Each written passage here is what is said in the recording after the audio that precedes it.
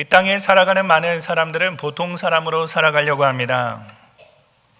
특별하게 드러나기를 원하지 않아요. 적당히 가려져 가지고 같이 묻어가고 따라가는 삶을 살아가기 원합니다. 왜냐하면 그것이 편하기 때문에 그렇습니다. 그런데 하나님의 말씀이 기록된 성경에서는 하나님의 백성들은 특별한 존재라고 이야기를 하세요. 다시 말해서 특별한 존재로서 특별한 삶을 살아가야 한다고 말씀하고 있습니다. 오늘 우리가 읽었던 본문 마태복음 5장 말씀에서 예수님이 말씀하시는 특별한 삶은 무엇이고, 그리고 우리를 그렇게 특별한 존재로 만드는 것은 무엇인지 우리가 같이 살펴보기를 원합니다. 마태복음 5장 13절을 다시 한번 읽어보겠는데요, 우리 같이 한번 읽어보도록 하겠습니다. 마태복음 5장 13절 시작. 너희는 세상의 소금이니 소금이 만일 그 맛을 잃으면 무엇으로 짜게 하리요? 사람에게 밟힐 뿐이니라. 예수님은 지금 제자들에게, 자신 앞에 나온 사람들에게 너희는 세상의 소금이다 라고 이야기하십니다. 선언하시는 거예요. 세상은 이 땅을 말하는 것이죠. 이 땅의 소금이다 라고 얘기를 하십니다. 소금이 된다는 것은 무엇을 말하는 것일까요? 아까 우리가 읽었던 13절 말씀을 곰곰이 생각해 보면 예수님은 소금의 맛을 잃어버리게 되면 짜게 하는 기능을 할 수가 없고 밖에 버려지게 되고 밟혀지게 된다라고 말씀하셨어요. 그래서 소금이 된다는 것은 소금의 맛을 잃어버리지 않는 것이다 라고 이렇게 말할 수가 있겠습니다. 그렇다면은 지금 예수님 앞에 나와 있는 자들, 예수님을 따라가는 자들이 잃어버리지 말아야 하는 소금의 맛은 무엇입니까? 오늘 마태복음 5장에는 더 이상 기록되어 있지 않아요. 그런데 우리가 공감복음이라고 이야기하는 공통의 관점으로 보아야 하는 복음서 누가복음과 마가복음 내용을 살펴보면 이 소금의 맛을 잃어버리지 않는 게 무엇인지를 조금 더 알 수 있어요. 누가복음 14장 34절, 35절은 이렇게 기록하는데요, 스크린에 나와 있는 말씀을 한번 보시겠습니까? 제가 읽도록 하겠습니다. 소금이 좋은 것이나 소금도 만일 그 맛을 잃으면 무엇으로 짜게 하리요? 땅에도 거름에도 쓸데가 없어 내버리느니라. 들을 귀가 있는 자는 들을지어다 하시니라. 어때요? 마태복음 5장에 있는 말씀과 너무나 비슷하죠? 소금 좋은 것인데 짜게 못하면 버려지게 된다. 똑같은 것 같아요. 누가복음 14장은 어떠한 문맥 속에서 이 앞에 있는 내용은 무엇인지 조금 더 살펴보기를 원하는데요, 이 누가복음 14장 34절 36절 앞에 내용이 이어지는 단락에 이런 말씀이 기록되어 있어요. 누가복음 14장 25절 26절을 우리 같이 한번 읽어보도록 하겠습니다. 시작. 수많은 무리가 함께 갈새 예수께서 돌이키사 이르시되 물은 내게 오는 자가 자기 부모와 처자와 형제와 자매와 더욱이 자기 목숨까지 미워하지 아니하면 능히 내 제자가 되지 못하고. 지금 우리가 읽었던 소금에 관련된 그 내용, 연결되는 내용이에요. 그 앞에 있는 내용이에요. 수많은 무리가 함께 갈새. 예수님을 따르는 수많은 사람들이 있었어요. 저마다 예수님을 따르는 목적이 다 달랐죠. 그런데 그 사람들에게 예수님이 하신 말씀은 무엇입니까? 내 제자가 되려면 내 부모를, 형제를, 자매를 미워하고 내 목숨까지도 미워하고 나를 따라야 된다 라고 이렇게 말씀하십니다. 미워한다는 말은 싫어한다는 말이에요. 싫어한다는 말은 좋아하지 않는다는 말이죠. 부모를 싫어한다. 처자와 형제들을 싫어한다. 자기 목숨도 싫어한다. 그리고 내 제자가 되어야 한다. 나를 따라야 한다. 이것은 무엇을 말하는 것입니까? 부모와 자녀의 관계는요, 세상에서 가장 중요한 관계라고 말할 수 있어요. 끊을래야 끊을 수가 있습니까? 없는 것 같아요. 그렇게 중요한 관계라고 생각하는 그 관계보다도 예수님과의 관계를 더 중요한 것으로 생각하고 따를 수가 있느냐 묻고 있는 거예요.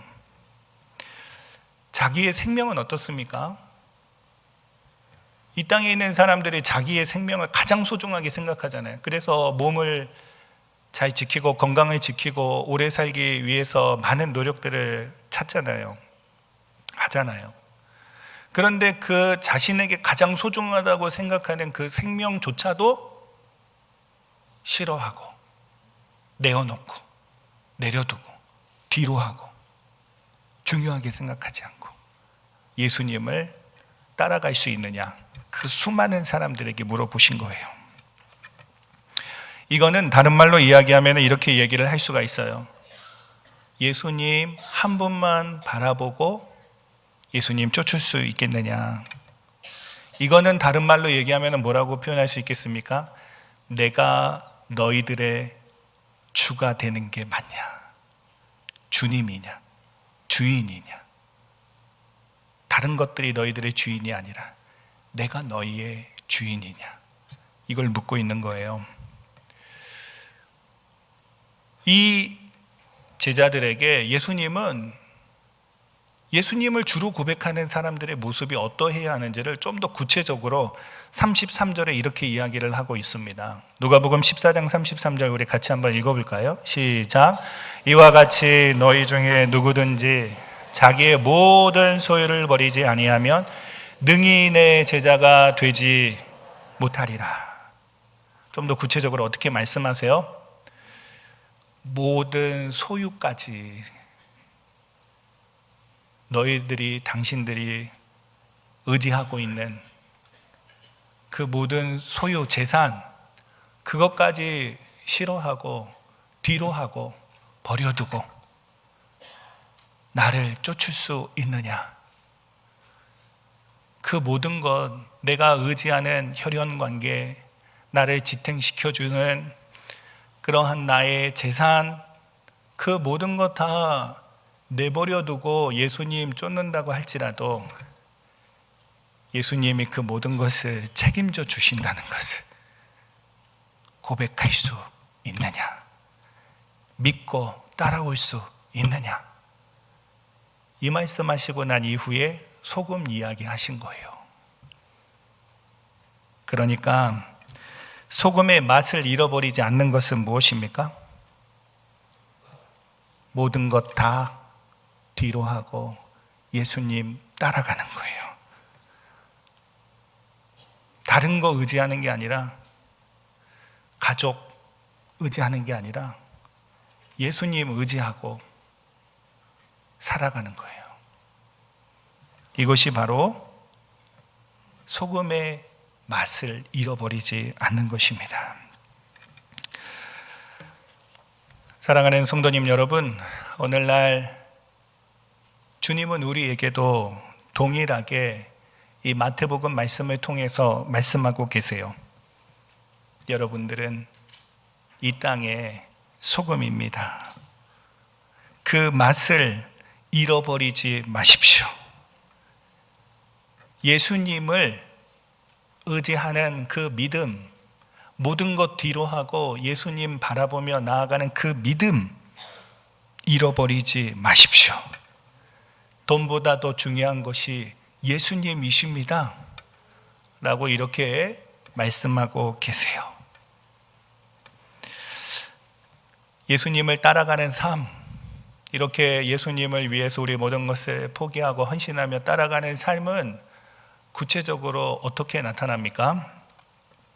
저는 우리 오렌지 카운티 한인교회에 온 지 이제 6년이 지났어요. 많은 시간이 지났죠. 그 시간 동안 우리 오렌지 카운티 한인교회 성도님들을 보면서 주님을 위해 헌신하고 포기하는 삶이 무엇인지를 많이 보았습니다.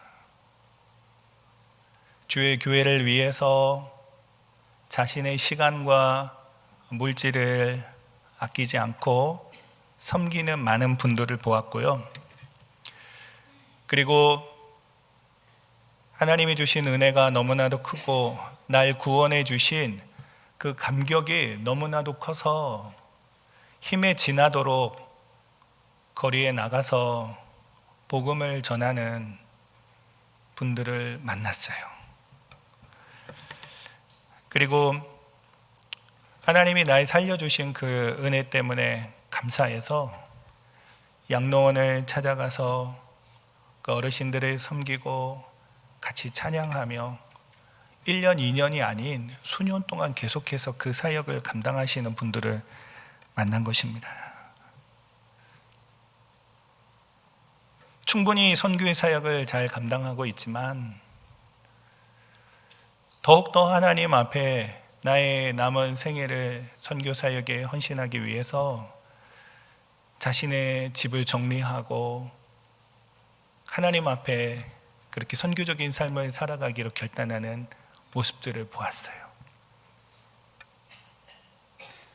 하나님 앞에 설 날이 가까울수록 더욱더 선교에 대한 그 열정이, 영혼 구원에 대한 열정이 활활 타올라서 1년에도 몇 번씩 선교에 동참하고, 그리고 자신의 남은 생애가 정말 그 선교지에서 한 영혼이 구원받고 그 영혼들이 계속해서 성장하고 자라고 현지의 교회들을 세워가는 그 모습을 보면서 인생을 마무리하고 싶다라고 이야기하는 분들도 만나게 되었습니다.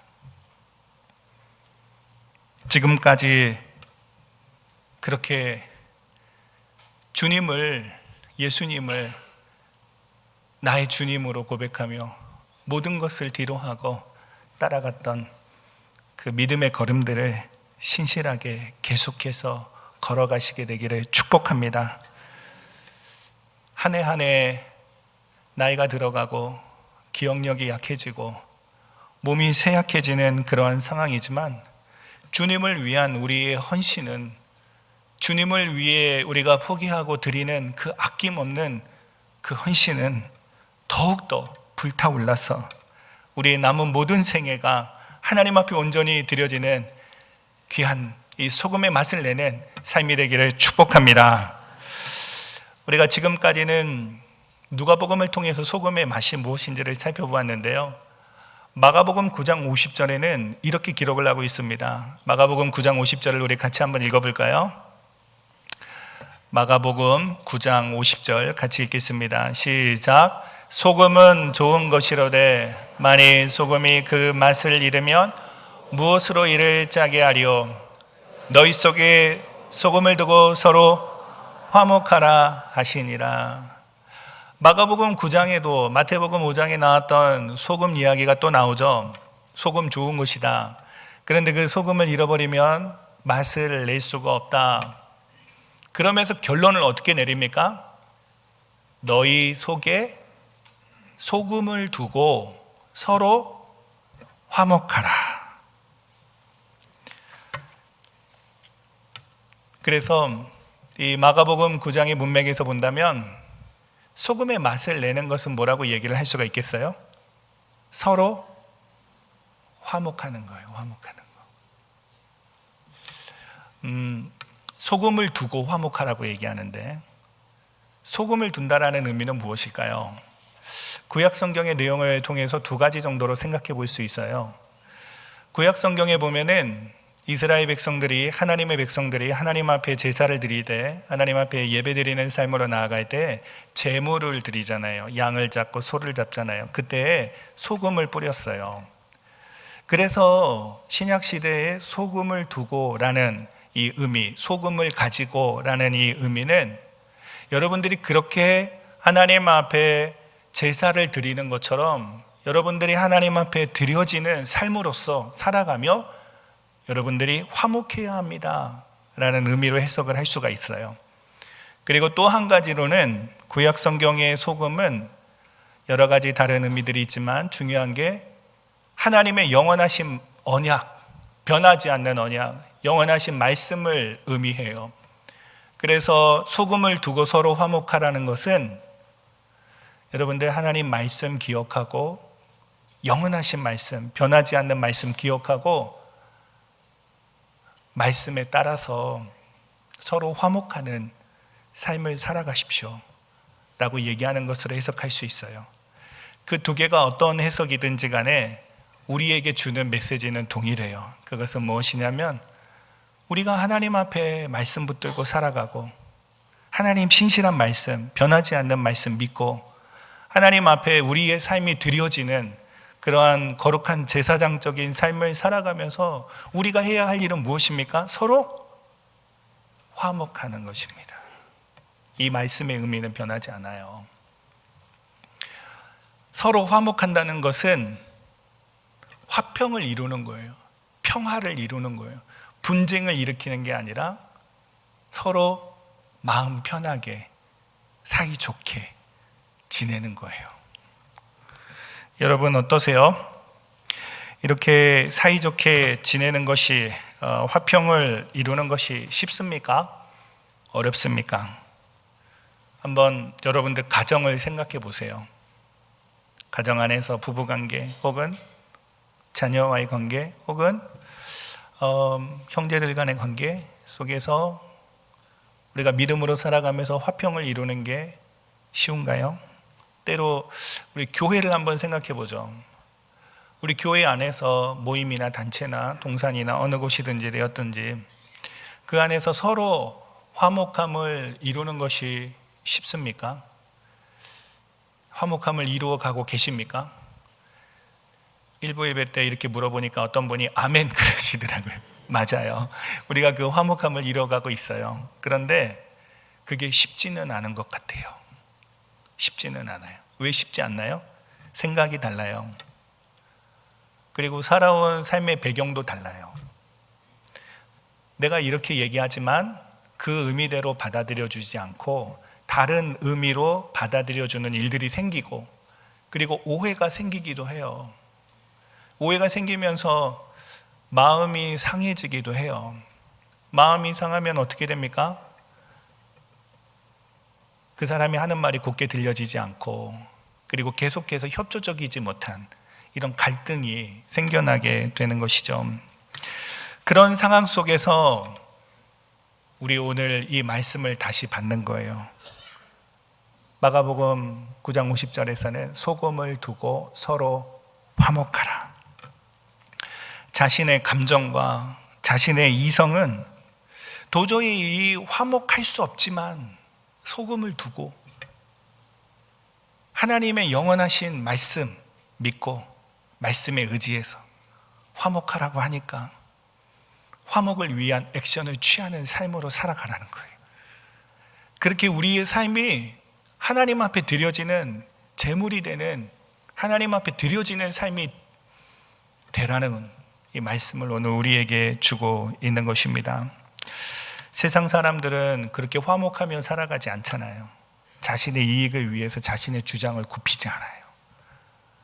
그게 이 부패해져가고 썩어져가고 타락하는 세상의 모습이에요. 그런데 우리 그리스도인들은 하나님의 백성들은 그렇게 살아가지 말라고 이야기하고 있는 것입니다. 여러분들도 정말 이렇게 살아가고 싶지 않으세요? 서로 화목하는 삶을 살아가고 싶지 않으세요? 어떻게 하면 이렇게 자신의 감정과 이성을 뛰어넘는 그런 서로 화목하는 삶을 살아갈 수 있을까요? 골로새서 4장에서는 그 비결을 한 가지 가르쳐주고 있는데요. 골로새서 4장 6절 말씀 같이 한번 읽어보도록 하겠습니다. 시작.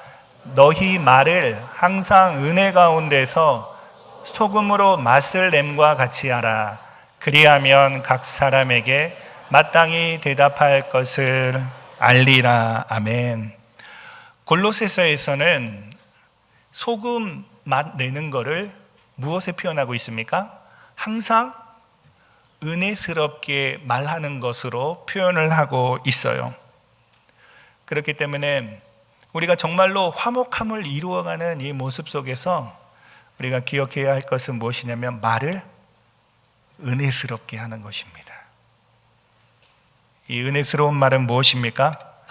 남을 비방하는 말을 그치고, 모욕하는, 무시하는 말 그치고, 그리고 내 입장만 주장하는 그런 말을 그치고, 더러운 말들은, 세상적인 말들은, 세상 사람들이 하는 그런 즐겨 쓰는 말들은 입 밖에도 내지 않고, 사랑하는 말, 존중하는 말, 그 사람을 섬기는 말, 이런 말을 할 때 우리는 서로 화목할 수 있습니다. 여러분 한번 그렇게 해보세요. 자신의 감정과 이성은 도저히 화목할 수 없는 그런 상황이 닥쳤을 때, 그때 말을 은혜스럽게 한번 해보세요. 그 사람을 존중하는 말, 배려하는 말, 사랑하는 말 한번 하고, 그렇게 화목 안 되면 계속해서 한번 시도해 보세요. 우리의 삶에 하나님이 주시는 이 화목의 역사가 나타나게 될 줄로 믿습니다. 그렇게 여러분들의 가정 속에서, 그리고 우리 교회 속에서 이 소금의 맛을 내며 서로 화목하고 하나님 기뻐하시는 공동체를 이루어 가시기를 축복합니다. 우리를 특별하게 만드는 것 한 가지는 뭐예요? 소금으로 살아가는 거예요. 소금의 맛을 잃어버리지 않는 거예요.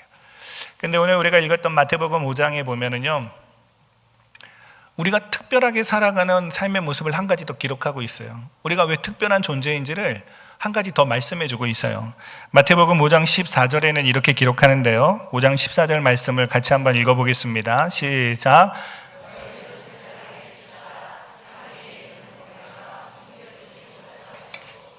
예수님이 자신에게 나아온 자들, 예수님을 따라가는 자들에게 한 가지 더 말씀하신 내용은 무엇입니까? 너희는 세상의 빛이다. 저는 참 이 말씀이 너무나도 놀라운 말씀인 것 같아요. 요한복음 8장 12절에 보면은요, 예수님께서 이렇게 말씀하세요. 예수께서 또 말씀하여 이르시되 나는 세상의 빛이니 나를 따르는 자는 어두움에 다니지 아니하고 생명의 빛을 얻으리라. 예수님이 하나님 아들 되신 예수님이 빛이시잖아요. 예수님이 이 땅에 오셔서 그 빛을 비추어 주시잖아요. 이 빛은 어떤 빛입니까? 오늘 우리가 읽었던 8장 12절에 보면 생명의 빛이잖아요. 예수님을 믿고 얻게 되는 그 영원한 생명의 빛을 비춰주시고, 죽어 있었던 우리의 영혼을 살리시는, 하나님 앞에 살아가게 하시는 이 빛을 비추어 주시잖아요. 예수님이 참 빛이세요. 다른 빛은 없어요. 그런데 그 예수님이 빛이신데 우리에게, 제자들에게 하시는 말씀은 너희가 세상의 빛이다. 너희들이 그 생명의 빛을 비추는 자들이 되어야 한다. 이렇게 말씀하고 있는 것이죠. 여러분 꼭 기억하십시오. 우리가 예수님을 믿게 된 순간, 예수님을 따라가게 된 순간, 예수님의 생명의 빛이 우리에게 비추어졌습니다. 죽어 있었던 우리의 영혼은 예수님이 주시는 생명의 역사로 말미암아 살아나게 된 줄로 믿으시기 바랍니다. 이제는 우리 하나님 앞에 그 생명의 역사를 이루어가는 삶을 살아가게 된 것이지요. 저는 오늘 이 예배를 통해서 우리가 그렇게 특별한 존재라는 것을 다시 한번 깨닫게 되기를 소망합니다. 우리 안에 이 생명이 비추어졌기 때문에 나타나는 변화, 예수님의 빛이 우리 안에 비춰지고, 이제는 모든 억압에서부터 자유함을 얻어서 살아가게 되는 우리의 삶 가운데 나타나는 변화는 무엇입니까? 더 이상 어두움이 없다는 것입니다. 어두움에 다니지 않는다는 것입니다. 그러면 이 어두움은 무엇입니까? 어두움은 죄와 그리고 죄의 결과로 다가오는 죽음을 이야기해요. 더 이상 죄 가운데 행하지 아니하고 더 이상 죽음 가운데 고통당하지 아니하고 어두움 가운데 다니지 아니하고 살아가는 삶을 우리에게 허락해 주신 것이죠. 이 죽음의 증상들이 있습니다. 죽음의 증상들은 무엇이냐면은 이 죽음과 동일하게 우리를 어두움 가운데 몰아넣는 것들이 있어요.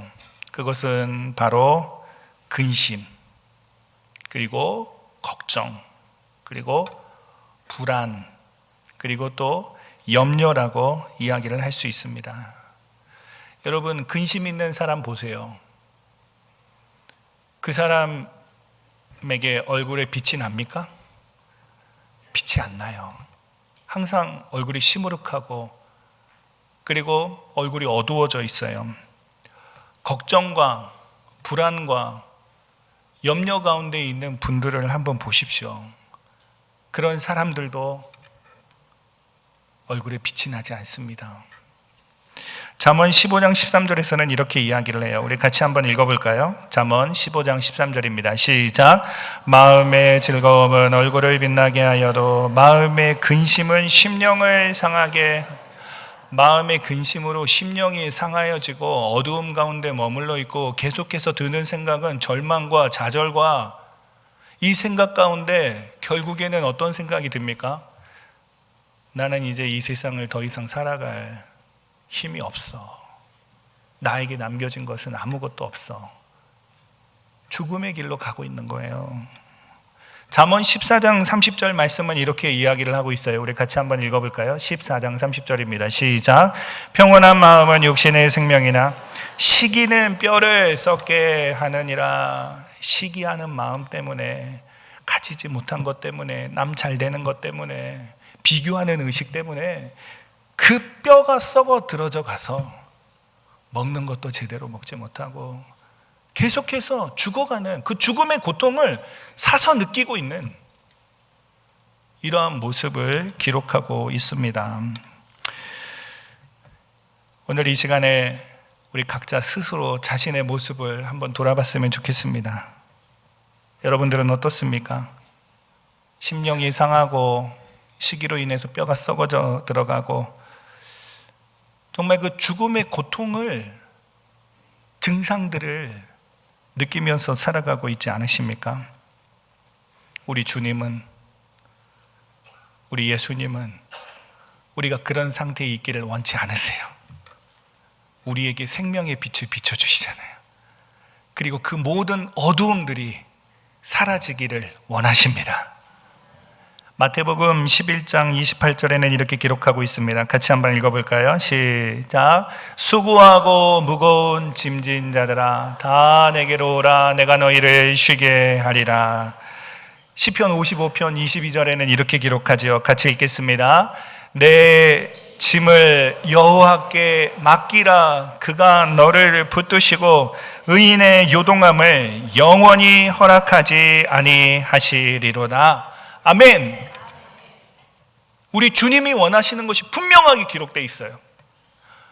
수고하고 무거운 짐을 하나님 앞에 던져 맡기고 내어 던지고 해결할 수 없는 문제지만 이 모든 것들을 기도로서 하나님 앞에 올려드리고 우리는 이 땅 가운데 살아가면서 하나님이 주시는 그 쉼과 예수님 안에서 얻게 되는 그 평안과 그 생명의 역사를 누리며 살아가라고 말씀하고 있는 것입니다. 이와 같은 은혜가 오늘 이 예배를 드리는 우리 모두에게 일어나기를 축복합니다. 이번 주간에 교회 오빠라는 영화를 보게 되었어요. 많은 분들이 이 영화를 보신 것으로 알고 있습니다.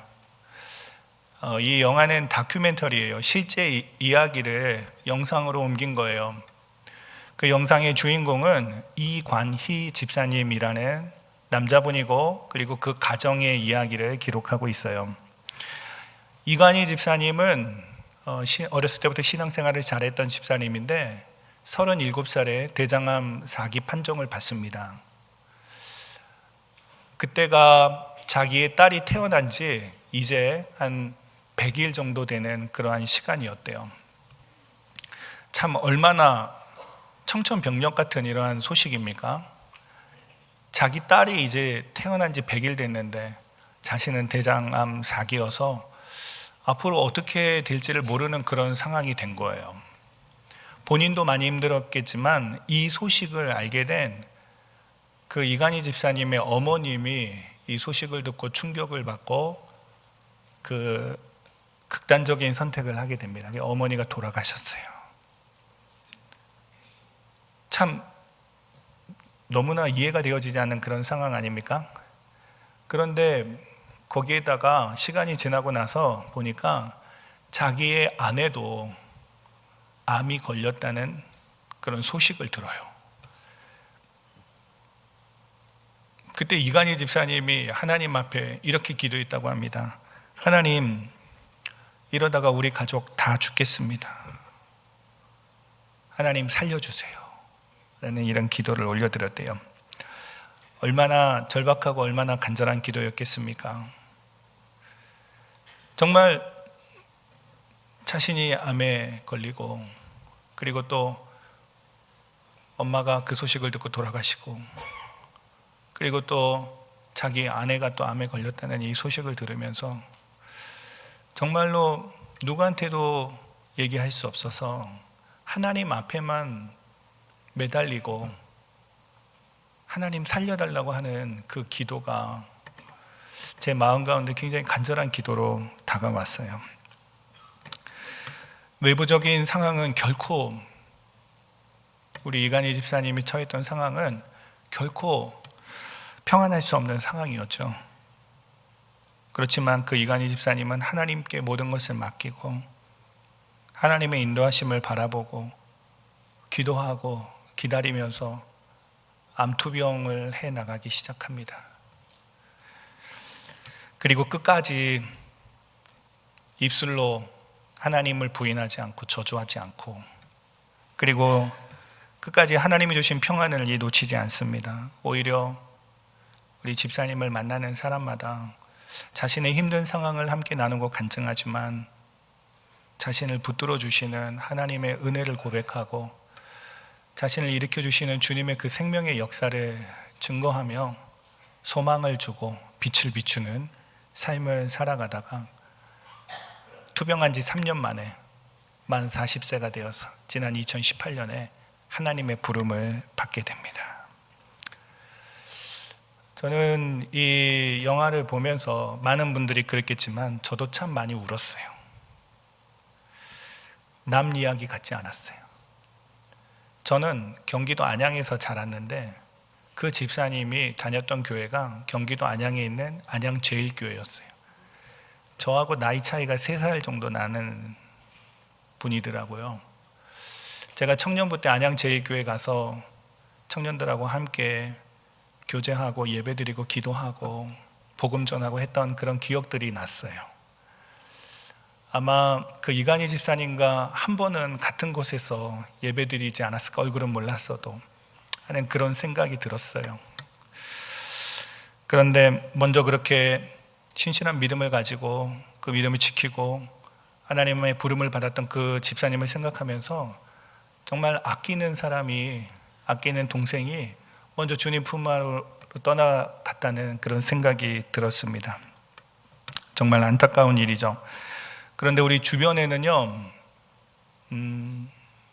이렇게 어려움을 겪고 있는 사람들이 많이 있어요.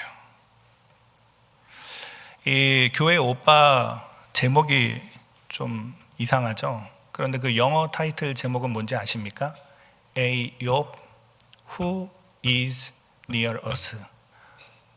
우리 주변에 가까이 있는 욥. 우리 주변에 욥처럼 고통당하고 있는 사람들이 많다는 것을 그 영화를 통해서 알게 돼요. 우리 주변에도, 여러분들의 주변에도 이런 어려움 가운데 있는 분들이 많이 계시지 않습니까? 욥처럼 믿음을 지키며 살아가지만 한순간에 자신의 모든 재산을 다 잃어버리고, 자신의 자녀가 먼저 하나님 앞에 부름을 받고, 사랑하는 남편이 먼저 일찍 하나님 앞에 나아가고, 사랑하는 아내가 먼저 하나님의 부름을 받아서 참 너무나도 힘든 그런 시간들을 보내고 있는 분들을 우리 주변에서 많이 볼 수 있을 것입니다. 그렇게 사랑하는 사람이 우리 곁을 떠나고, 그리고 우리의 삶의 기반들이 무너져서 힘들어서 절망 가운데 있고 더 이상 일어날 수 없는 그러한 상황이지만, 우리 그리스도인들은 그 어두움 가운데, 그 절망 가운데, 그 염려 가운데 거하지 않습니다. 무너지지 않습니다. 왜입니까? 예수님의 생명의 빛이 우리에게 비춰지고 있기 때문에 그렇습니다.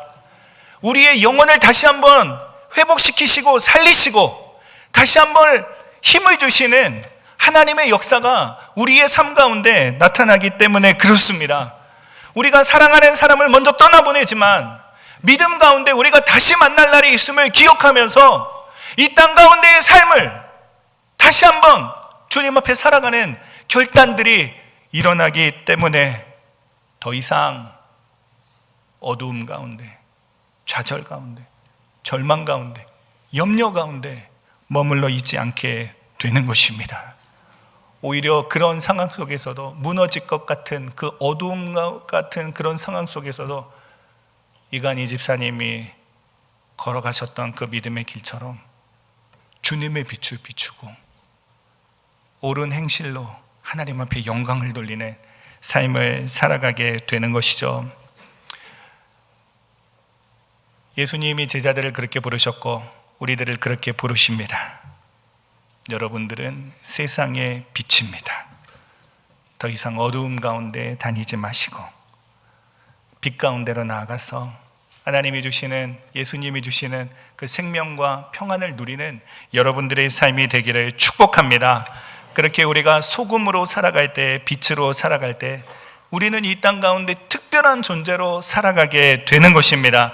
그리고 소금으로 살아가는 삶, 빛으로 살아가는 삶을 통해서 이 부패해져가는 이 세상을 하나님의 나라로 바뀌고 죽어가고 있는 수많은 영혼들을 주님 앞으로 인도하며 생명을 살리는 역사를 일으키며 살아가게 될 줄로 믿습니다.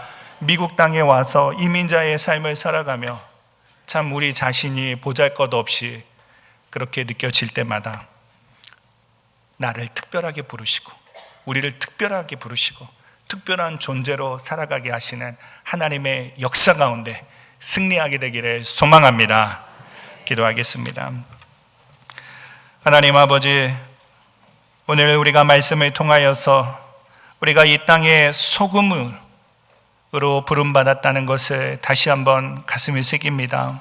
소금의 맛을 잃어버리지 아니하는 삶을 살아가게 하여 주옵소서.